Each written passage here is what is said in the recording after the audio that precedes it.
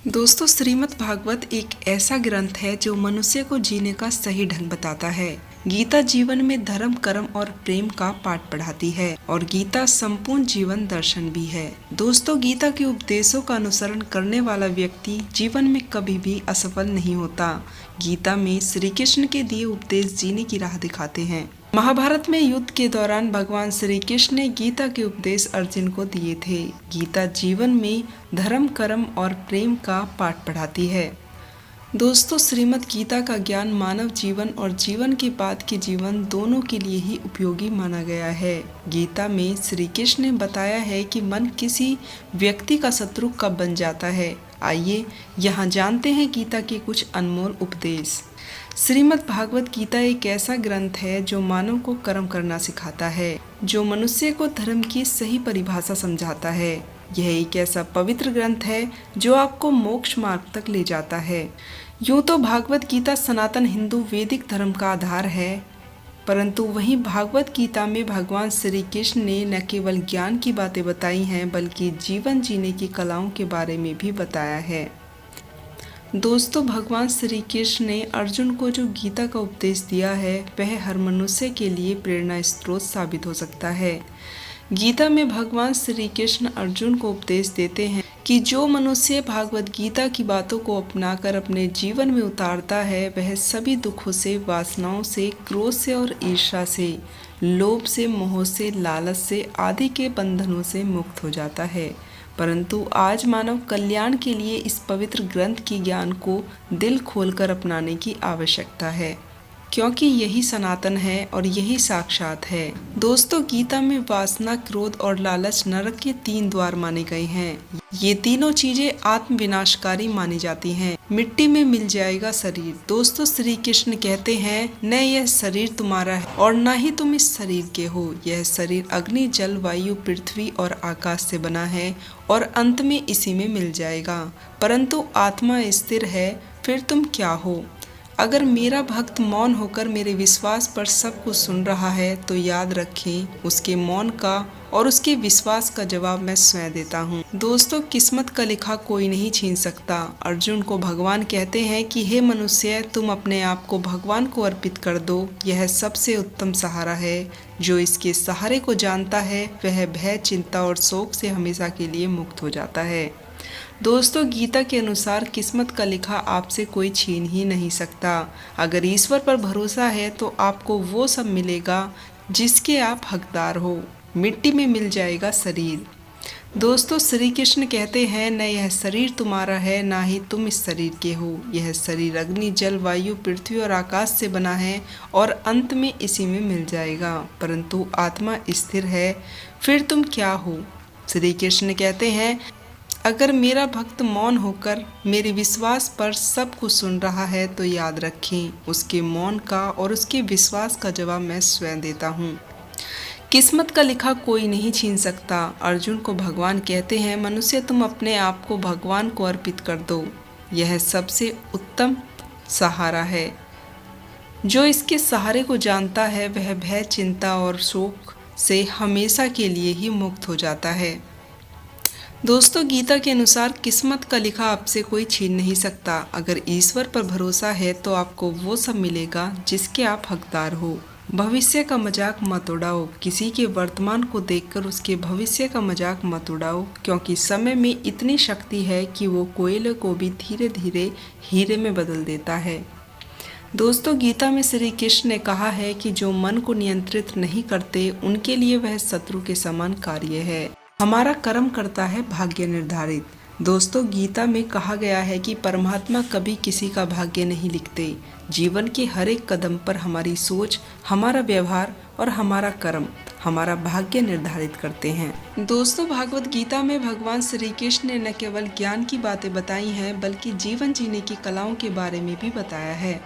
भगवान श्री कृष्ण ने अर्जुन को जो गीता में उपदेश दिए हैं, वह हर मनुष्य के लिए प्रेरणा स्रोत साबित हो सकता है। दोस्तों, गीता में भगवान श्री कृष्ण अर्जुन को उपदेश देते हुए बताते हैं कि मनुष्य भागवत गीता की बातों को अपनाकर अपने जीवन में उतारता है, वह सभी दुखों से, वासनाओं से, क्रोध से, ईर्ष्या से, लोभ से, मोह से, लालच आदि बंधनों से मुक्त हो जाता है। दोस्तों, आनंद मनुष्य के भीतर ही निवास करता है, परंतु मनुष्य उसे स्त्री में, घर में और बाहरी सुखों में खोजता रहता है। श्री कृष्ण कहते हैं कि भगवान उपासना केवल शरीर से ही नहीं बल्कि मन से ही करनी चाहिए। भगवान का वंदन उन्हें प्रेम बंधन में बांधता है। मनुष्य की वासना ही उसके पूर्व जन्म का कारण होती है। दोस्तों, इंद्रियों के अधीन होने से मनुष्य के जीवन में विकार और परेशानियां आती हैं। संयम, योनि, धैर्य, सदाचार, स्नेह और सेवा, ये गुण सत्संग के बिना नहीं आते। श्री कृष्ण कहते हैं कि मनुष्य को वस्त्र बदलने की आवश्यकता नहीं है, आवश्यकता हृदय परिवर्तन की है। दोस्तों, जवानी में जिसने ज्यादा पाप किए हैं उसे बुढ़ापे में नींद नहीं आती। भगवान ने जिसे संपत्ति दी है उसे गाय अवश्य रखनी चाहिए। दोस्तों, जुआ, मंदिरा पान, स्त्री का मन, अनैतिकता, संबंध, हिंसा, असत्य, मद, आसक्ति और निर्भयता, इन सभी गुणों में कलयुग का वास है। अधिकारी शिष्य को सद्गुरु, अच्छा गुरु अवश्य मिलता है। दोस्तों, श्री कृष्ण कहते हैं कि मनुष्य को अपने मन को बार बार समझाना चाहिए कि ईश्वर के सिवा उसका कोई नहीं है और साथ ही वह किसी का नहीं है। दोस्तों, भोगों में क्षण भर के लिए सुख है, साथ ही त्याग में अस्थायी आनंद है। श्री कृष्ण कहते हैं कि सत्संग ईश्वर की कृपा से मिलता है, परंतु कुसंगति में पड़कर मनुष्य अपने ही हाथों से लोभ और ममता पाप के माता पिता हैं। दोस्तों, साथ ही लोभ पाप का बाप भी है कि स्त्री का धर्म है कि रोज तुलसी और पार्वती की पूजा करे। मनुष्य को अपने मन और बुद्धि पर विश्वास नहीं करना चाहिए, क्योंकि ये बार बार मनुष्य को दगा देते हैं। दोस्तों, खुद को निर्दोष बनाना बहुत बड़ा दोष है। यदि पति पत्नी पवित्र जीवन बिताएं तो भगवान पुत्र के रूप में उनके घर में जन्म ले सकते हैं। भगवान इन सभी कसौटियों को कसकर जांच परख कर ही मनुष्य को अपनाते हैं। दोस्तों, भगवान श्री कृष्ण भागवत गीता में कहते हैं कि मैं ही शुरुआत हूँ, मैं शुरू से पहले था और अब मैं खत्म होने के बाद भी रहूँगा। सब मुझी में है, सब मैं ही हूँ। जो कुछ भी तुम छू सकते हो, देख सकते हो, चख सकते हो या सुन सकते हो, वो सब मैं ही हूँ। ये नदियाँ, पहाड़, सूरज, ग्रहण, चांद, सितारे सब मैंने ही बनाए हैं। मैंने ही भगवान, शैतान, राक्षस और इंसान बनाया है। मैं सर्वव्यापी हूँ, सब में रहता हूँ, सब मैं ही हूँ। मैं ही ब्रह्मा बनकर सब बनाता हूँ और रुद्र बन के सब नष्ट कर देता हूँ। मैंने ही ये सृष्टि बनाई है और इसको तोड़ूंगा भी मैं ही, ताकि आत्माओं को मौका मिल सके इस जन्म और मृत्यु से मोक्ष पाने को और हमेशा के लिए परमात्मा के साथ रहने को। दोस्तों, भागवत गीता कहती है कि सबसे बड़ी परीक्षा के लिए परमात्मा ने प्रकृति का निर्माण 5 तत्व हवा, अग्नि, जल, पृथ्वी से किया, जिन्हें हम छू के, चख के, सूंघ के देख सकते हैं, परंतु खुद परमात्मा इन इंद्रियों के समझ से बाहर है। दोस्तों, आत्मा इंद्रियों के साथ वैसे हैं जैसे एक लोहे का रोबोट, जिसे अपने बनाने वाले का कोई पता नहीं होता। दोस्तों, अर्जुन को परमात्मा का विराट रूप देखने के लिए भगवान श्री कृष्ण ने दिव्य नेत्र दिए थे। भागवत गीता समझाती है कि आत्मा अजन्मी है, इसे कोई मार नहीं सकता, कोई जला नहीं सकता, डुबा नहीं सकता, काट नहीं सकता, लेकिन आत्मा को परमात्मा के साथ हमेशा रहने के लिए परीक्षा रूपी जीवन में बैठना ही पड़ेगा। दोस्तों, इस परीक्षा के लिए परमात्मा से बिछड़ने के बाद आत्मा को पृथ्वी पर किसी न किसी रूप में जन्म लेना ही पड़ता है और 84 करोड़ योनियों में जीने और भोगने के बाद एक आत्मा को मनुष्य का शरीर और दिमाग मिलता है। इस सबसे बड़ी मर्यादाओं की परीक्षा में बैठने के लिए हर मनुष्य को इस पूरी परीक्षा के दौरान तरह तरह की अच्छी और बुरी भावनाओं की चक्रियों में अपने ही बहन भाई और मित्रों के साथ डाला जाता है, जिसमें हर आत्मा को अपने अंदर के तामसिक और राजसिक गुणों से निकल के सात्विक जीवन में प्रवेश करने के मौके मिलते हैं। हमारे तामसिक गुण वो हैं जो हमारे अंदर हीन भावना पैदा करके हमें उदास और नुकसान पहुंचाते हैं, और हमारे राजसिक गुण हमें ईर्ष्यालु और लोभी बना के दूसरों के प्रति नुकसान पहुंचा सकते हैं। दोस्तों, इस परीक्षा के दौरान हर आत्मा को तामसिक और राजसिक गुणों को खत्म करके अपने सात्विक गुणों से परिचित होना पड़ेगा। सात्विक गुण वो हैं जो आत्मा को अपने आसपास की हर चीज से जोड़े रखने और उन्हें प्यार करना सिखाते हैं।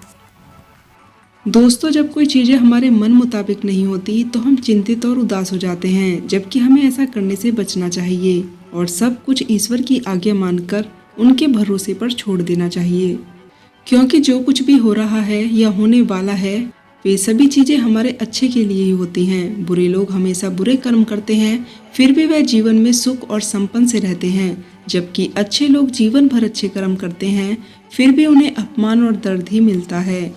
दोस्तों, आप में से बहुत सारे लोग मेरी बात से सहमत हो रहे होंगे। अक्सर लोगों के मनों में ऐसे सवाल आते हैं कि जो लोग अच्छे कर्म करते हैं वह परेशान रहते हैं, वहीं जो बुरे कर्म करते हैं वह सुखी से अपना जीवन गुजार रहे हैं। अच्छे कर्म करने वाले परेशान होते हैं कि आखिर उन्हें इतनी परीक्षा क्यों देनी पड़ रही है, जबकि जो अधर्म की राह पर हैं वह खुश हैं और जिंदगी का लुत्फ उठा रहे हैं। दोस्तों, भगवान श्री कृष्ण कहते हैं कि कर्म योग ही वह योग है जिसके माध्यम से हम अपनी जीव आत्मा से जुड़ पाते हैं। कर्मयोग हमारे आत्मज्ञान को जागृत करता है। इसके बाद हम न केवल अपने वर्तमान जीवन के उद्देश्य को बल्कि जीवन के बाद की अपनी गति का पूर्वाभास प्राप्त कर सकते हैं। दोस्तों, इस योग में कर्म के द्वारा ईश्वर की प्राप्ति की जाती है। श्रीमद् भागवत गीता में कर्म योग को सर्वश्रेष्ठ बताया गया है। गृहस्थ और कर्मस्थ व्यक्ति के लिए यह योग अधिक उपयुक्त है। दोस्तों, कर्मयोगी कर्म का त्याग नहीं करता, वह केवल कर्म फल का त्याग करता है और कर्म जनित दुखों से मुक्त हो जाता है। उसकी स्थिति इस संसार में एक दाता के समान है और वह कुछ पाने की कभी चिंता भी नहीं करता। वह जानता है कि वह दे रहा है और बदले में कुछ मांगता ही नहीं। दोस्तों, इसलिए वह दुख के चंगुलों में नहीं पड़ता। कर्म फल का त्याग करना धर्मनिरपेक्ष कार्य का संपादन भी पूजा के समान ही होता है।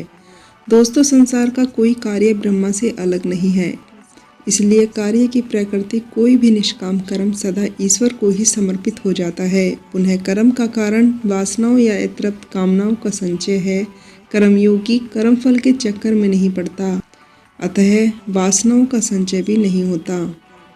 इस प्रकार कर्मयोगी पूर्व जन्म के बंधनों से मुक्त हो जाता है। दोस्तों, श्री कृष्ण कहते हैं, मनुष्य का मन वायु की तरह चंचल है। यह मन ही है जो मनुष्य को काम वासनाओं में भटकाता रहता है। अगर जीवन को सफल बनाना है तो मन पर काबू करना बहुत जरूरी होता है।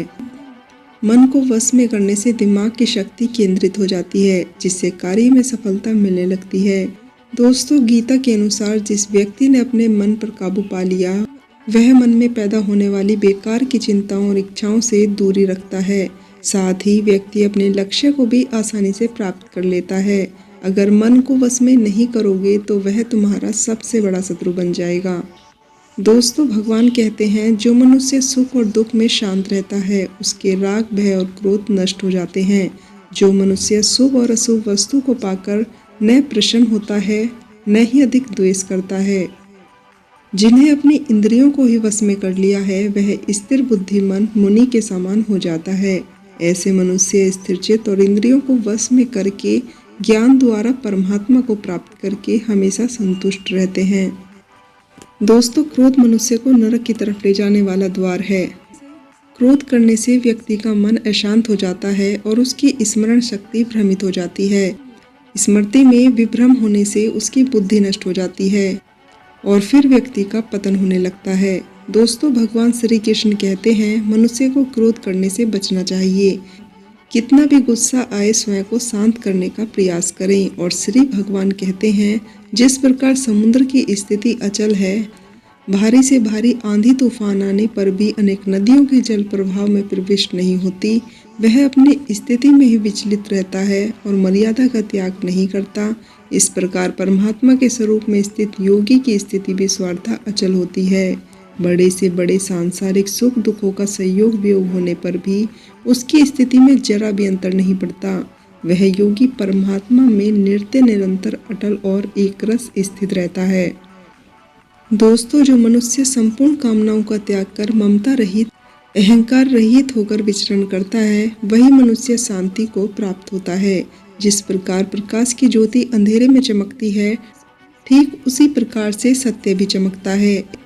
इसलिए व्यक्ति को सदैव सत्य के मार्ग पर ही चलना चाहिए। असत्य कभी दावा नहीं करता कि मैं सत्य हूँ, लेकिन झूठ हमेशा दावा करता है कि मैं ही सत्य हूँ। दोस्तों, इस संपूर्ण संसार में कोई भी व्यक्ति महान नहीं जन्मा होता, बल्कि उसके कर्म उसे महान बनाते हैं।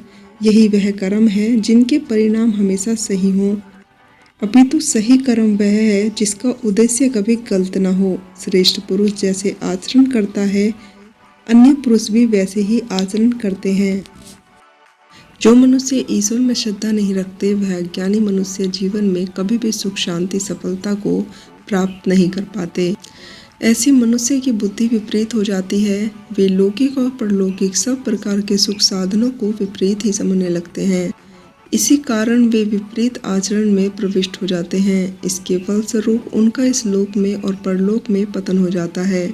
दोस्तों, वे अपने वर्तमान स्थिति में ही भ्रष्ट हो जाते हैं और मरने के बाद उनको अपने कर्मों का फल भोगने के लिए नीच योनियों में जन्म लेना पड़ता है या घोर नरक में पड़कर भयानक यातनाएं भोगनी पड़ती है। भगवान श्री कृष्ण कहते हैं कि जो मनुष्य अपने कर्तव्यों का पालन करते हुए विपरीत परिस्थितियों में भी अपने धर्म के मार्ग पर अडिग रहता है और उसके कारण अगर उसकी मृत्यु भी हो जाती है तो वह मृत्यु भी उसके लिए परम कल्याण कारक बन जाती है। उस मनुष्य को स्वर्ग की प्राप्ति होती है। हे अर्जुन, मेरे और तुम्हारे बहुत से जन्म हो चुके हैं। उन सबको तू नहीं समझता, किंतु मैं जानता हूँ। मैं जन्मा और अविनाशी हूँ। मैं समस्त प्राणियों का ईश्वर होते हुए भी अपनी प्रकृति को अधीन करके अपनी योग माया से प्रकट होता रहता हूँ। जब जब इस धरती पर धर्म की हानि और अधर्म की वृद्धि हुई है, तब तब अधर्म का नाश करने, धर्म की पुनः स्थापना हेतु मैंने अनेक रूपों में अवतार लिया है और लोगों के सम्मुख प्रकट होता ही रहा हूँ। मनुष्य मेरी जिस भी रूप में पूजा करता है, मैं भी उनको उसी भावना के अनुसार उसी रूप में दर्शन देता हूँ। मनुष्य जिस जिस भाव से मेरी उपासना करता है, मैं उस भाव से उनका अनुसरण करता हूँ। जो लोग मेरा चिंतन करते हैं, मैं उनका चिंतन करता हूँ। जो मेरे लिए व्याकुल होते हैं, मैं उनके लिए व्याकुल हो जाता हूँ। जो मुझ पर अपना सर्वस्व अर्पण कर देते हैं, मैं भी उसे अपना सर्वस्व अर्पण कर देता हूँ। इस मनुष्य लोक में सांसारिक भोगों के लिए लोग इंद्र आदि देवताओं की उपासना करते हैं, लेकिन देवताओं का पूजन करने वालों को उनकी उपासना का फल तुरंत मिल जाता है, लेकिन मैं ऐसा नहीं करता हूँ। श्री कृष्ण कहते हैं, सांसारिक मनुष्य को मेरी भक्ति का फल तुरंत नहीं मिलता और इसलिए वो मंदबुद्धि मनुष्य कर्मों का फल सीख प्राप्त करने की इच्छा से अन्य देवताओं के पूजन में लग जाता है। इंसान हमेशा अपने भाग्य को कोसता है, यह जानते हुए भी कि भाग्य से ऊंचा उसका कर्म है, जो उसके स्वयं हाथों में होता है। जो हुआ अच्छा हुआ, जो हो रहा है वह भी अच्छा हो रहा है और जो होगा वो भी अच्छा ही होगा। श्री कृष्ण बोलते हैं कि ना तो मैं किसी के भाग्य का निर्माण करता हूँ और ना ही किसी के कर्मफल का ही निर्माण करता हूँ। मनुष्य अपने द्वारा किए गए कर्मों का फल स्वयं भोगता है और उसी से उसके भाग्य का निर्माण भी होता है। मनुष्य स्वयं ही अपना मित्र है और स्वयं ही अपना सबसे बड़ा शत्रु भी है। ज्ञानी मनुष्य कर्म योग या भक्ति योग से एक ही जन्म में इस समुद्र रूपी संसार से निकलकर परमात्मा को प्राप्त कर लेते हैं और अज्ञानी मनुष्य काम क्रोध लोभ मोह में फंसकर 84 लाख योनियों में भटकता रहता है। दोस्तों, भगवान श्री कृष्ण कहते हैं कि भागवत प्राप्ति के लिए कर्म करने वाला कोई भी मनुष्य दुर्गति को प्राप्त नहीं होता। इस लोक में या परलोक में वह जहाँ भी रहता है वह परमात्मा के मार्ग में आगे ही बढ़ता रहता है। हे अर्जुन, जिसकी बुद्धि माया ने हर ली है, जो जानबूझकर पाप कर्मों में लिप्त है, जो मुझे जानने की चेष्टा भी नहीं करते, ऐसे मनुष्य को जीवन में और जीवन के बाद के जीवनों में कष्टों से मुक्ति नहीं मिलती। जो मनुष्य अंत काल में भी मुझको स्मरण करता हुआ शरीर त्यागता है, वह मेरे परम धाम को प्राप्त हो जाता है। इसमें कोई संशय नहीं है। देवताओं को पूजने वाला देवताओं को प्राप्त होता है, पितरों को पूजने वाला पितरों को प्राप्त होता है, भूतों को पूजने वाला भूतों को प्राप्त होता है और मेरा पूजन करने वाला व्यक्ति हमेशा मेरे को ही प्राप्त होता है। इसलिए मेरे भक्तों का पुनर्जन्म नहीं होता। जो कोई भक्त मेरे लिए प्रेम से पत्र पुष्प फल जल आदि अर्पण करता है, उस शुद्ध बुद्धि निष्कामी प्रेमी भक्त का प्रेम पूर्वक अर्पण किया हुआ वह पत्र पुष्प में सद्गुण से प्रकट होकर मैं प्रेम पूर्वक खाता हूँ। भगवान श्री कृष्ण कहते हैं, हे अर्जुन, तू जो कर्म करता है, जो हवन करता है, जो दान देता है, जो तप करता है, वह सब मुझे अर्पण कर, मैं तुझे मुक्ति प्रदान करूँगा। मेरे लिए न तो कोई प्रिय है न ही अप्रिय, परंतु जो भक्त मुझको प्रेम से भजते हैं वह मुझे अत्यंत ही प्रिय हैं। यदि कोई दुराचारी भी अनन्य भाव से मेरी भक्त बनकर मुझे भजता है तो वह पुरुष भी साधु के समान है। क्योंकि उसने भली भांति निश्चय कर लिया है कि परमेश्वर के भजन के समान अन्य कुछ भी नहीं। स्त्री, वैश्य, शूद्र, भूत, पिशाच, चंडाल कोई भी हो, वह मेरी शरण में आकर परम गति को प्राप्त हो जाते हैं। दोस्तों, हमारे तामसिक गुण हमारे अंदर हीन भावना पैदा करके हमें खुद को उदास और नुकसान पहुंचाते हैं और हमारे राजसिक गुण हमें ईर्ष्यालु और लोभी बना देते हैं। इसलिए भगवान श्री कृष्ण कहते हैं कि हर मनुष्य को तामसिक और राजसिक गुणों को खत्म करके अपने सात्विक गुणों से परिचित होना पड़ेगा। सात्विक गुण वो है जो आत्मा को अपने आसपास की हर चीज से जोड़कर रखता है और उन्हें प्यार करना सिखाता है। किसी का अच्छा न कर सको तो बुरा भी मत करना, क्योंकि दुनिया कमजोर है लेकिन दुनिया बनाने वाला कमजोर नहीं है। दोस्तों, जिंदगी में हम कितने सही और कितने गलत हैं, यह तो केवल दो ही लोग जानते हैं, एक परमात्मा और दूसरा हमारी अंतरात्मा। मनुष्य को सबसे पहले खुद का आकलन करना चाहिए, अर्थात खुद के बारे में जान लेना चाहिए। खुद की काबिलियत और क्षमता को जानना ही मनुष्य को आत्मज्ञान की प्राप्ति करा देता है। दोस्तों, जब तक मनुष्य खुद के बारे में नहीं जान लेगा तब तक उस मनुष्य का उद्धार नहीं हो सकता। श्रीमद् भागवत गीता में भगवान श्री कृष्ण कहते हैं कि हर एक मनुष्य को अपने आप पर पूरा भरोसा होना चाहिए, क्योंकि जो लोग खुद पर विश्वास करते हैं वह अवश्य ही सफलता को प्राप्त करते हैं। सुख और दुख सर्दी और गर्मी के समान है। आज अगर दुख है तो कल सुख अवश्य होगा। इसलिए इन दोनों ही परिस्थितियों में मनुष्य को संयम से काम लेना चाहिए। दोस्तों, जो मनुष्य अपने सभी कामों में मन लगाकर अपना कार्य करते हैं और वह छोटे छोटे कार्यों में भी खुशी ढूंढ लेते हैं, वह लोग निश्चित ही अंत में सफलता प्राप्त करते हैं। वहीं दूसरी तरफ ऐसे भी मनुष्य होते हैं जो अपने काम को बस एक बोझ समझकर बस पूरा कर देना चाहते हैं और अपने किसी भी काम को सही ढंग से नहीं करते। तो ऐसे मनुष्य हमेशा ही अपने जीवन में पीछे रह जाते हैं। दोस्तों, जो लोग स्वार्थी प्रवृत्ति के हैं, जो सिर्फ अपना मतलब साधने में ही लगे रहते हैं, जिन्हें दूसरों की भलाई से कोई मतलब ही नहीं है, ऐसे लोगों का कभी भला नहीं होता। श्री कृष्ण ने गीता सार में उन लोगों के लिए इस उपदेश के माध्यम से बहुत बड़ी सीख दी है। दोस्तों, भगवान श्री कृष्ण कहते हैं कि स्वार्थी शीशे में फैली हुई धूल के समान है, जिसकी वजह से व्यक्ति अपना प्रतिबिंब ही नहीं देख पाता। इंसान का स्वार्थी उसे अन्य लोगों से दूर ले जाकर नकारात्मक हालातों की तरफ धकेल देता है, जिसके चलते व्यक्ति अकेला रह जाता है। अगर आप चाहते हैं कि आप भी अपना जीवन खुशीपूर्वक व्यतीत करें, तो इसके लिए जरूरी यह है कि आप अपने स्वार्थ को कभी भी अपने पास नहीं आने दें, क्योंकि स्वार्थी मनुष्य दोस्ती भी सिर्फ अपने स्वार्थ निकालने के लिए ही करते हैं। ईश्वर हमेशा मनुष्य का साथ देते हैं। जो व्यक्ति इस प्रभावशाली सत्य को मान लेता है, उसका जीवन पूरी तरह से बदल जाता है। दोस्तों, सृष्टि का निर्माता ईश्वर ही है, जो संपूर्ण जगत को चला रहा है। वही इंसान तो बस ईश्वर के हाथों की एक कठपुतली है। इसलिए इंसान को कभी अपने भविष्य या फिर अतीत की चिंता नहीं करनी चाहिए, क्योंकि हर विकट परिस्थिति में ईश्वर इंसान का साथ देते हैं और उसे मुश्किलों से बाहर भी निकालते हैं। इसलिए हम सभी को ईश्वर पे ही भरोसा रखना चाहिए। दोस्तों, श्रीमद् भागवत गीता में श्री कृष्ण ने उपदेश दिया है कि अपने काम को पहले प्राथमिकता दें और सबसे पहले अपने काम को पूरा करने की कोशिश करें, तभी दूसरों के काम करें। क्योंकि जो लोग पहले अपना ही काम नहीं करते और दूसरों के कामों में लगे रहते हैं, वे लोग अक्सर समय आने पर परेशान रहते हैं, क्योंकि अपने हृदय से जो दान हम कर सकते हैं वह अपने हाथों से नहीं कर सकते, और मौन रहकर जो कुछ कह सकते हैं वह शब्दों में नहीं कह सकते। दोस्तों, जो चीज़ हमारे हाथों से बाहर हो उसमें समय गंवाना मूर्खता ही होगी। किसी भी व्यक्ति को न तो समय से पहले और न ही भाग्य से अधिक कुछ मिल पाता है, लेकिन उसे पाने के लिए सदैव प्रयत्नशील रहना चाहिए। दोस्तों, श्री कृष्ण कहते हैं, जो मनुष्य मुझ में मन लगाते हैं, भक्ति करते हैं, मैं उनको सब कुछ प्रदान करता हूँ जो उनके पास नहीं है, और जो उनके पास है मैं उसकी रक्षा भी करता हूँ। इसलिए यह बहुत ज़रूरी है कि हम अपने बुरे वक्त में परमात्मा पर भरोसा अवश्य रखें। दोस्तों, भगवान श्री कृष्ण कहते हैं, कितना भी बुरा वक्त आ जाए कभी विचलित नहीं होना चाहिए, बल्कि डटकर उसका सामना करना चाहिए, क्योंकि संसार का नियम है, जो आया है उस दुख का सामना करना ही पड़ेगा। रोने से और चिंता करने से कोई फायदा नहीं होने वाला, बल्कि इससे दुख और भी बढ़ जाता है। दोस्तों, जीवन में आगे बढ़ने के लिए और अपने अलग पहचान बनाने के लिए यदि आपको क्रांतिकारी भी बनना पड़े तो उससे पीछे नहीं हटना चाहिए। कहने का सीधा सा मतलब यह है कि ज़रूरत के हिसाब से खुद में बदलाव करें और समाज के बारे में सोचकर अपना दिमाग खराब ना करें। दोस्तों, जीवन में दोस्ती की भूमिका बहुत ही अहम होती है। सच्चे दोस्त की पहचान हमेशा मुश्किल वक्त में ही की जा सकती है।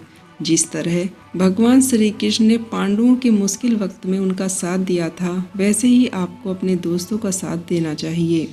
इसके साथ ही आपको ऐसे दोस्त बनाने चाहिए जो आपके मुश्किल वक्त में आपके साथ खड़े रहें। दोस्तों, जीवन में हार जीत तो लगी रहती है, लेकिन सफलता सिर्फ उन्हीं व्यक्तियों को मिलती है जो अपनी गलतियों से हार कर सीख लेते हैं और आगे बढ़ जाते हैं। निराश होना किसी भी समस्या का हल नहीं है। किसी भी परिस्थिति से लड़ने के लिए उसके लिए एक बेहतर रणनीति बनाना बहुत जरूरी है। दोस्तों, बिना रणनीति के आप हर मोर्चे पर कामयाब नहीं हो पाएंगे। यदि पांडव भी श्री कृष्ण द्वारा बनाई गई रणनीति का पालन नहीं करते तो शायद कौरवों के खिलाफ वह युद्ध में जीत नहीं सकते। दोस्तों, श्री कृष्ण कहते हैं कि अर्जुन, मैं सभी प्राणियों के हृदय में स्थित उनकी आत्मा हूँ। संपूर्ण प्राणियों का आदि मध्य अंत मैं ही हूँ। मैं सूर्य हूँ, मैं वेदों में सामवेद हूँ, देवों में इंद्र हूँ, इंद्रियों में मन हूँ। मैं ब्रह्मा हूँ, विष्णु हूँ, महेश हूँ। मैं जलाशयों में समुद्र हूँ, पर्वतों में हिमालय हूँ। इस संपूर्ण संसार में तुम जो कुछ भी देख पाते हो सब कुछ मैं ही हूँ। दोस्तों, कोई आदमी चाहे लाख चीज़ें जान ले, वह पूरे जगत को ही क्यों न जान ले, लेकिन अगर वह स्वयं को ही नहीं जान पाता तो वह अज्ञानी है। अगर कोई आपको ठुकरा दे तो बुरा मत मानना, क्योंकि वे वास्तव में आपकी कीमत नहीं जानते। जो रिश्ता हमें रुला दे उससे गहरा कोई रिश्ता नहीं, और जो रिश्ता हमें रोता हुआ छोड़ दे उससे कमज़ोर कोई रिश्ता नहीं। दोस्तों, हमेशा शांत रहें, इससे आपके जीवन में खुद बहुत बदलाव आएंगे।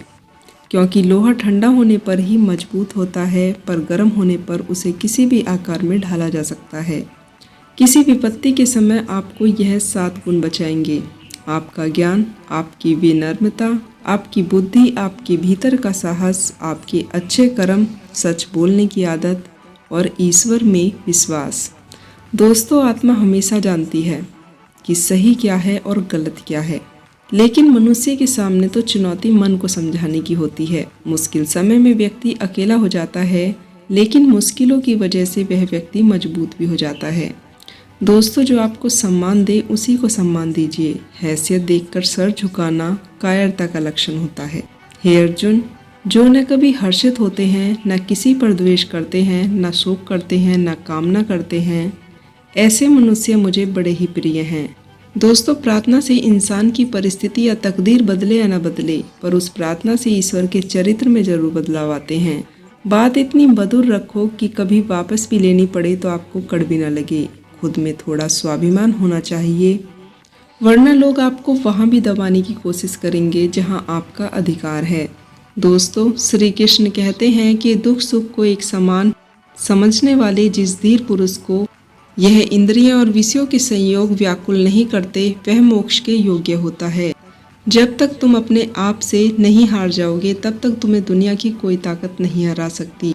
दोस्तों, घमंडी मनुष्य का वंश, वैभव और प्रतिष्ठा तीनों ही चले जाते हैं। विश्वास न हो तो रावण, कौरव और कंस को ही देख लो। चुप रहने से बड़ा कोई जवाब नहीं और माफ कर देने से बड़ी कोई सजा नहीं। जिस मनुष्य के पास इन सब की ताकत है, उस मनुष्य की ताकत का कोई मुकाबला नहीं कर सकता। हमारी व्यर्थ की चिंता और मन का भय एक ऐसा रोग है जिससे हमारी आत्मीय शक्ति ही बिखर जाती है। दोस्तों, मनुष्य को जीवन की चुनौतियों से भागना नहीं चाहिए। दोस्तों, यज्ञ से बचे हुए अन्न को खाने वाले श्रेष्ठ पुरुष सब पापों से मुक्त हो जाते हैं। जो पापी लोग अपने शरीर पोषण के लिए ही अन्न पकाते हैं, वो तो पाप के ही भागी होते हैं। दोस्तों, केवल ज्ञान ही एक ऐसा अक्षय तत्व है जो कहीं भी, किसी भी अवस्था में और किसी भी काल में मनुष्य का साथ नहीं छोड़ता। वे मूर्ख हैं जो प्रेम को बकवास कहते हैं। प्रेम इस संसार की मूल है, इसी से संसार बना है। रिश्तों में नियमित दूरियां रिश्तों को जोड़ती हैं और अनियमित दूरियां रिश्तों को तोड़ती हैं। दोस्तों, मनुष्य अपने विश्वास से निर्मित होता है। जैसे वह विश्वास करता है वैसा वह बन जाता है। दोस्तों, भगवान श्री कृष्ण कहते हैं, धर्म के लिए लड़ना सीखो, अधर्म का काल बनना सीखो और अपनों के लिए त्याग करना सीखो। सत्य हमेशा पानी में एक तेल के बूंद के समान होता है। कितना भी असत्य का पानी डालो, वह हमेशा ऊपर ही आ जाता है। दोस्तों, आप अपने जीवन में कभी भी किसी को भी आनंद में वचन मत दो, ना ही क्रोध में उत्तर दो और ना ही दुख में कभी निर्णय लो। कोई आदमी चाहे लाख चीजें जान ले, चाहे वह पूरे जगत को ही क्यों न जान ले, अगर वह स्वयं को नहीं जान पाता तो वह अज्ञानी है। दोस्तों, अपना काम बनाने के लिए लोग आपकी तारीफें करेंगे, आपसे रिश्ता बनाने की कोशिश करेंगे, लेकिन उसके व्यवहार को सच मानकर अगर आप उसमें फंस जाएंगे तो आगे चलकर आपको ही नुकसान होगा। अक्सर आपको चोट वही लोग पहुंचाते हैं जो आपके अपने होते हैं, जो आपके दिल के ज़्यादा करीब होते हैं। दोस्तों, गीता का यह सबसे बड़ा महत्वपूर्ण ज्ञान है, क्योंकि महाभारत की लड़ाई पराये लोगों में नहीं थी, यह एक परिवार की लड़ाई थी। चाहे आप किसी की मदद करो या ना करो, लेकिन जानबूझकर कभी किसी का भी दिल नहीं दुखाना चाहिए। दोस्तों, जब किसी का दिल आपकी वजह से दुखता है तो हमेशा याद रखना कि आपको भी वह दर्द एक न एक दिन जरूर झेलना पड़ेगा। कभी भी किसी भी चीज़ की अति नहीं करनी चाहिए, क्योंकि किसी भी चीज़ की अति आपको ही नुकसान पहुंचाएगी। इसलिए जीवन को संतुलन के साथ जीना चाहिए। जो आपके साथ अधर्म करे, पाप करे, गलत करे, उसे सजा जरूर देनी चाहिए। अगर आप उसे सहते हैं तो वह आपके साथ और गलत करेगा और आप उससे भी ज़्यादा पाप के भागीदार बन जाएंगे। इसलिए ज्ञानी व्यक्ति को चाहिए कि वह अपने साथ हो रहे गलत का विरोध करना सीखे। दोस्तों, जो मनुष्य खुद के महत्व को नहीं जानता, वैसे मनुष्य को कोई महत्व नहीं देता। बुरा इंसान कभी अपनी बुराई नहीं छोड़ता। आप चाहे उसके साथ कितना भी अच्छा होकर क्यों न चलो, वह आपको तकलीफ जरूर देगा। इसलिए जो जैसा है उसके साथ वैसा ही व्यवहार करना चाहिए। दोस्तों, जो इंसान समय की कदर नहीं करता, समय उस इंसान की भी कदर नहीं करता और वैसा इंसान जीवन में कभी भी सुख, शांति और सफलता को प्राप्त नहीं कर पाता। संगति मनुष्य के जीवन पर बहुत गहरा प्रभाव डालती है। अच्छा इंसान बुरे लोगों की संगति में रहेगा तो वह भी एक दिन बुरा ही बन जाएगा। इसलिए हमेशा अच्छे लोगों की संगति में ही रहना चाहिए। दोस्तों, इस दुनिया में परमात्मा के सिवा किसी पर विश्वास मत करो। यहाँ कोई अपना नहीं है, क्योंकि जब दुनिया के सारे रास्ते बंद हो जाते हैं तो ईश्वर की तरफ जाने वाला रास्ता हमेशा खुला रहता है। दोस्तों, अपना दुख किसी को मत बताओ और अपनी खुशी किसी के आगे मत जताओ। दोस्तों, मनुष्य का आहार हमेशा सात्विक और संतुलित होना चाहिए। जिस मनुष्य को यह समझ ही नहीं है कि उसे क्या खाना चाहिए, कितना खाना चाहिए और कब खाना चाहिए, वह परमात्मा को कभी भी प्राप्त नहीं कर सकता। जो मंदबुद्धि मनुष्य सिर्फ दिखावे के लिए कहता है कि मैंने समस्त इंद्रियों को वश में कर लिया है, परंतु वह मन ही मन उन इंद्रियों के विषय में चिंतन करता है, वह मनुष्य मिथ्याचारी अर्थात दंभी कहलाता है। जो पुरुष परंपराओं से नहीं चलता, सृष्टि चक्र के नियमों का पालन नहीं करता, अर्थात अपने कर्तव्यों का पालन नहीं करता, वह इंद्रियों के द्वारा भोगों को भोगने वाला पापी कहलाता है। परंतु जो मनुष्य आत्मा में ही रमण करने वाले हैं और आत्मा में ही तृप्त तथा आत्मा में ही संतुलित होकर सत्य में रहते हैं, उसके लिए कोई कर्तव्य नहीं है, लेकिन ऐसा कोई लाखों करोड़ों में एक होता है। उस पुरुष का इस विश्व में न तो कर्म करने से कोई प्रयोजन रहता है और न ही कर्मों के ना करने से ही कोई प्रयोजन रहता है, तथा संपूर्ण प्राणियों में भी इसका स्वार्थ से कोई संबंध नहीं रहता। दोस्तों, कहने का सीधा सा मतलब है, जिसे परमात्मा मिल चुके हैं वह कोई और दूसरा कर्म क्यों करे। जो ज्ञानी है, जिसे ईश्वर की सच्चाई मालूम हो चुकी है, उसे किसी भी प्रकार की कोई आवश्यकता नहीं रहती। दोस्तों, तामस गुण वाले व्यक्ति आलस्य या नींद इसी प्रकार के कर्म करते हैं। राजसिक गुण वाले बात बात पर शौर्य और बहादुरी दिखाने का काम करते हैं, लेकिन ज्ञानी मनुष्य जानते हैं कि उनके गुण ही उनसे कर्म करवा रहे हैं, और जो ज्ञानी नहीं होते वह समझते हैं कि सब कुछ वही कर रहे हैं। अगर सही मायने में आप अपना जीवन बदलना चाहते हैं तो सबसे पहले आपको अपना मन बदलने की आवश्यकता है, क्योंकि जैसा आपका मन रहेगा वैसे ही आपके विचार होंगे, और जैसे आपके विचार होंगे वैसे ही आपका जीवन होगा। दोस्तों, जो जा रहा है उसे जाने दो, वह आज रुक भी गया तो कल फिर चला जाएगा। आप जितना सरल, सीधे और नरम दिल के होकर रहोगे, उतना ही चतुर और बेईमान लोगों के द्वारा खदेड़ दिए जाओगे।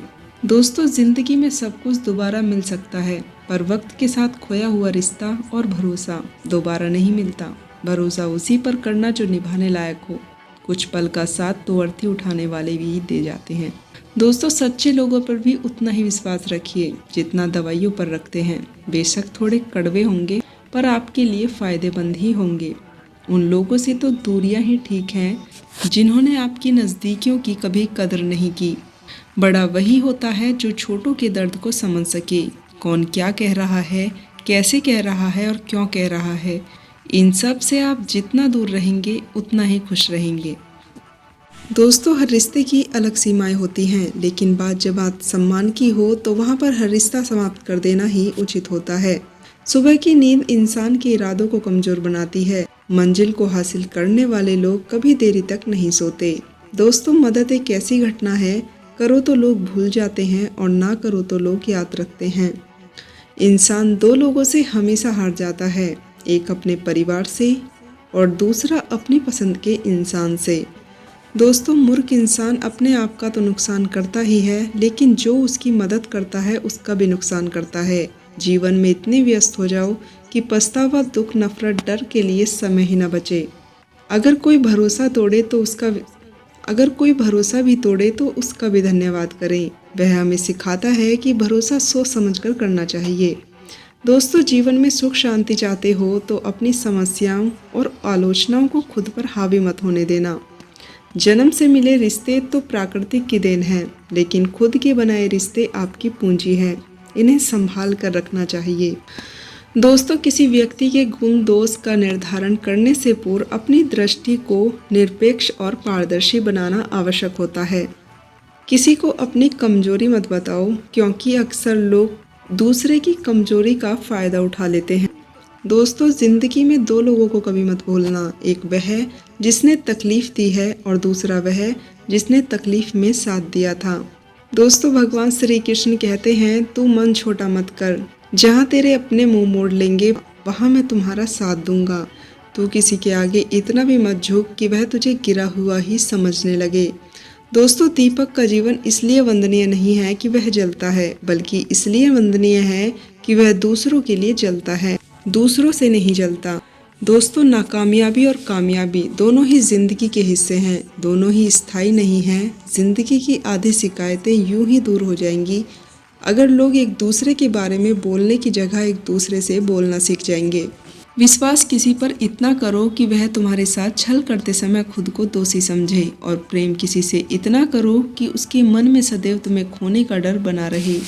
दोस्तों, चार वेदों का अर्थ नहीं भी जानो तो कोई बात नहीं। मैं तुम्हारे हर छोटे बड़े कर्मों में साथ दूंगा। तुम्हारा जो दिल करे करो, लेकिन प्यार के साथ, अहंकार के साथ नहीं। इस धरती पर आने के बाद आपका मुख्य उद्देश्य यहाँ से मुक्त होना है। केवल वही मनुष्य मुक्त हो सकता है जो अपने कर्मों से दृढ़ संकल्प के साथ स्थिर है और सुख दुख को समान रूप से सहन करता है।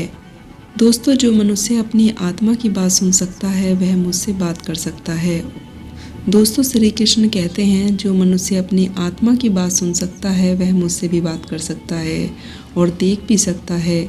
जो आदमी मुझे हर चीज़ों में देखता है और मेरे होने का एहसास को अनुभव करता है वह मेरा सच्चा भक्त है। ऐसे भक्तों से मुझे प्रेम है। ऐसा कोई नहीं है जिसका सदियों से अस्तित्व है, और ना ही ऐसा कोई होगा जिसका सदियों बाद भी अस्तित्व रहेगा। मैं सभी के घरों में निवास करता हूँ। मेरी ऊर्जा सभी जगह समान रूप से वितरित है। जो मुझे पहचान लेते हैं उनको मैं भक्ति रस प्रदान करता हूँ, लेकिन दुनिया का सबसे बड़ा पापी अगर समर्पण के साथ मेरी सच्ची उपासना करे तो मैं उसका भी उद्धार कर देता हूँ। दोस्तों, श्री कृष्ण कहते हैं, तुमने जो सुना उस पर विश्वास मत करो। कुछ लोग अपने विवेक से मुझे अपना बनाते हैं, कुछ लोग ज्ञान से, तो कुछ लोग कर्म से, तो कुछ लोग योग से मुझे प्राप्त करना चाहते हैं। यह पूरी तरह से उनके ऊपर है कि तुम मुझे किस रूप में बुलाओगे, मैं उसी रूप में हाजिर हो जाऊंगा। यदि कोई साधक किसी कारणवश अपनी साधना में सफल नहीं हो पाता तो भगवान उसकी अधूरी साधना पूरी करने के लिए फिर से शुद्ध श्रीमत के घर पर जन्म लेते हैं। दोस्तों, श्री कृष्ण कहते हैं कि मेरे सिवाय इस जगत का कोई दूसरा कारण नहीं हो सकता। मैं इस संपूर्ण संसार का महाकारण हूँ। जैसे मोती सूत धागे की माला में पिरोए हुए होते हैं, वैसे ही यह संपूर्ण जगत मुझी में आत्मप्रोत है। यह संसार मुझी से उत्पन्न होता है और मुझी में स्थित रहता है और मुझी में ही लीन हो जाता है। कहने का तात्पर्य यह है कि भगवान के सिवाय संसार की स्वतंत्र सत्ता है। सद, रज और तम, इन तीनों गुणों से युक्त मेरी माया को पार कर पाना असंभव है। दोस्तों, श्री कृष्ण कहते हैं, मनुष्य मेरी इस माया में उलझे रहते हैं और भोग सामग्रियों की इच्छा छोड़ नहीं पाते, परंतु जो मनुष्य मेरे शरणागत हो जाते हैं वे मेरी इस माया को आसानी से पार कर जाते हैं, क्योंकि उनकी दृष्टि केवल मेरी तरफ होती है, वे मेरी माया में फंसते नहीं हैं। दोस्तों, श्री कृष्ण कहते हैं, मैं ना तो तुम्हारी महंगी भेंटों से प्रसन्न होता हूँ और ना ही दिखावटी दान दक्षिणा से। अगर मेरे मन को जीतना है तो मुझे प्रेम से पुकारो, मैं हाजिर हो जाऊंगा। किसी भी चीज को लेकर मन में कभी डर पैदा मत होने दो।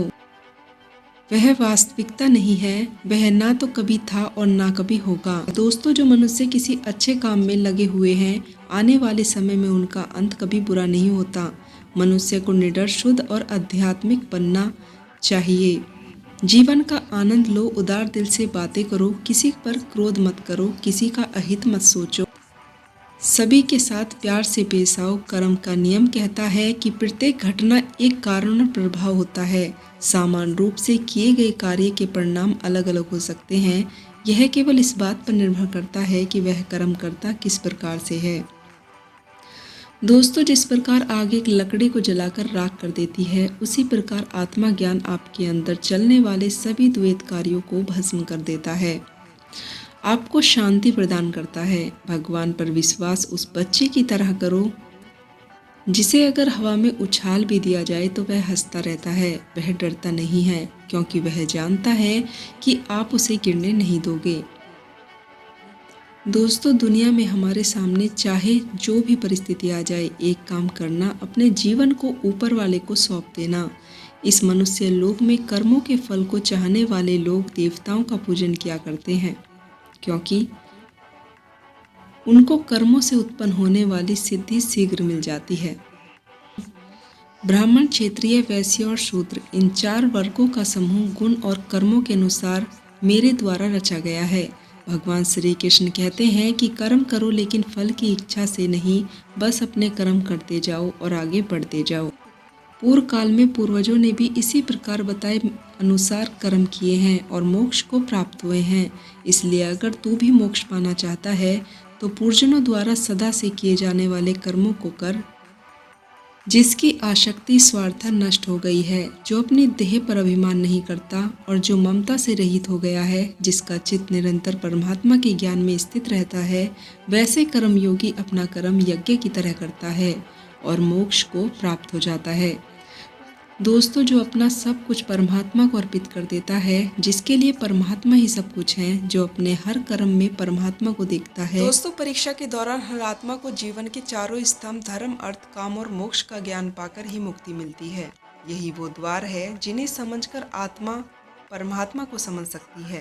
पहला द्वार धर्म का है और शेर इसका प्रतीक है। दोस्तों, धर्म वही है जो गीता में लिखा हुआ है।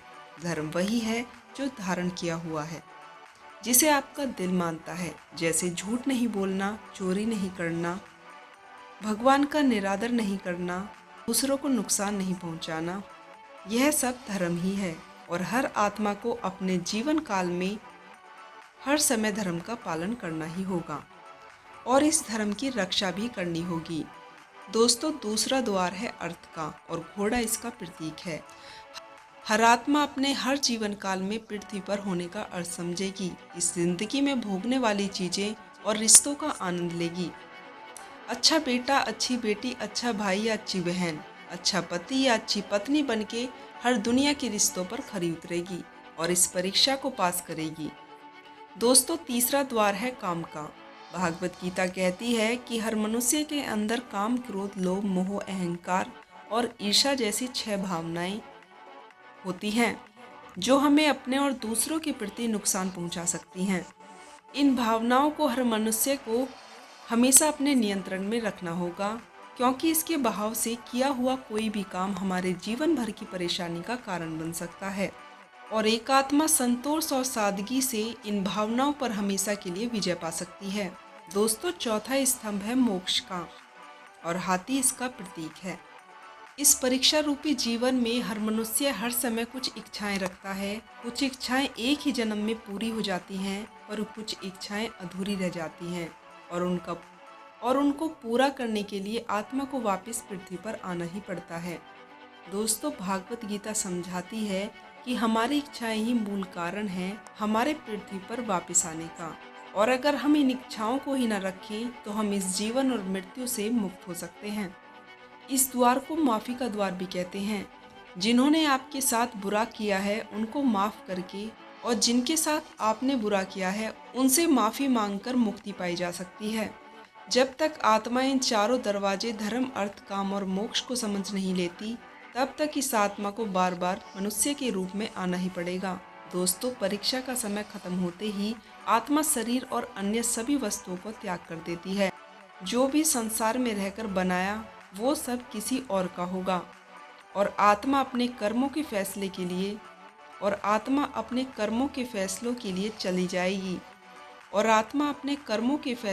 चली जाती है। दोस्तों, आत्मा के अच्छे बुरे कर्मों का हिसाब होता है।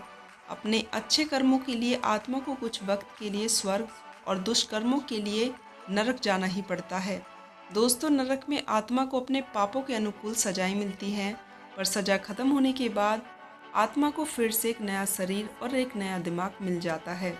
दोस्तों, इस परीक्षा में फिर से बैठने के लिए और हर परीक्षा में वही सब दोबारा दोहराया जाएगा। जिंदगी के 4 स्तंभ धर्म, अर्थ, काम और मोक्ष को समझने के लिए हर जन्म में अपने कई जन्मों के कर्मों के हिसाब से हर आत्मा को कभी अच्छे तो कभी बुरे हालातों से गुजरना ही पड़ेगा। लेकिन जब तक आत्मा परमात्मा के साथ योग को नहीं समझ लेती, तब तक वो मुक्ति नहीं पा सकती। दोस्तों, भागवत गीता समझाती है कि मनुष्य अपने शरीर, दिमाग या दिल से भगवान को पा सकता है। शरीर के द्वारा किए गए कर्मों के माध्यम से आत्मा को पाना कर्म योग कहलाता है। ऐसे कर्म जो परमात्मा की इच्छा से हों और दूसरों के कल्याण के लिए हों। वाल्मीकि ने रामायण में लिखा है कि श्रवण ने अपने माता पिता की सेवा और उन्हें 4 धाम की यात्रा कराकर अपने कर्मों द्वारा परमात्मा को पाया। श्रीमद् भागवत गीता समझाती है कि एक आत्मा दिमाग से भी परमात्मा के साथ योग लगा सकती है। इसे राजयोग कहते हैं, क्योंकि दिमाग ही सब इंद्रियों का राजा है। एक मनुष्य अपनी आस्था, श्वास प्रणाली, अभ्यास, साधना और तपस्या से परमात्मा को इस योग के रास्ते पर ले लेता है। इस योग को समझाने के लिए हमें अपने अंदर की शक्तियाँ यानी चक्र और कुंडलियों को समझना पड़ेगा। दोस्तों, आत्मा मस्तिष्क से ध्यान लगाकर परमात्मा के साथ योग लगा लेती है। शंकराचार्य, स्वामी परहंस, स्वामी विवेकानंद और उनके जैसे योगी इस योग के रास्ते परमात्मा के साथ संगी कर सके। दोस्तों, परमात्मा ने भागवत गीता में कहा है कि अगर किसी आत्मा को धर्म न समझ आए या योग न समझ आए, परंतु अगर वह मेरी शरण में आ जाए तो मैं उसके सारे पाप नष्ट कर देता हूँ। परमात्मा को ऐसे दिलों की गहराइयों से पुकारने को भक्ति योग कहते हैं। चैतन्य महाप्रभु, मीराबाई और भगवान हनुमान इन योग के सबसे बड़े उदाहरण हैं। लेकिन कभी आत्मा अपने होने का मूल कारण भूल के भी धर्म का उल्लंघन करे या पाप के रास्ते पर निकल जाए तो उसे ठीक करने के लिए परमात्मा खुद किसी रूप में पृथ्वी पर जन्म लेते हैं। तो आइए दोस्तों, श्रीमद् भागवत गीता के जिंदगी के असली मायने समझें और परमात्मा के साथ योग लगाएं। दोस्तों, अगर आपको यह भागवत गीता की जानकारी पसंद आई हो तो इसे औरों के साथ भी शेयर करें, ताकि सब आत्माएं अपने यहाँ होने का मूल रूप समझ सकें और इस जन्म और मृत्यु से मुक्ति पा सकें और हमेशा परमात्मा के साथ रह सकें। दोस्तों, आपको श्रीमद् भागवत गीता की यह जानकारी कैसी लगी? अगर आपको यह जानकारी पसंद आई हो तो चैनल से जुड़े रहने के लिए चैनल को सब्सक्राइब करें और मोटिवेट करने के लिए वीडियो को लाइक करें। तो दोस्तों, मिलती हूँ श्रीमद् भागवत गीता के अन्य जानकारी और अन्य रोचक तथ्यों के साथ। तब तक के लिए आप अपना ध्यान रखें, खुश रहें। जय सनातन, जय श्री कृष्णा।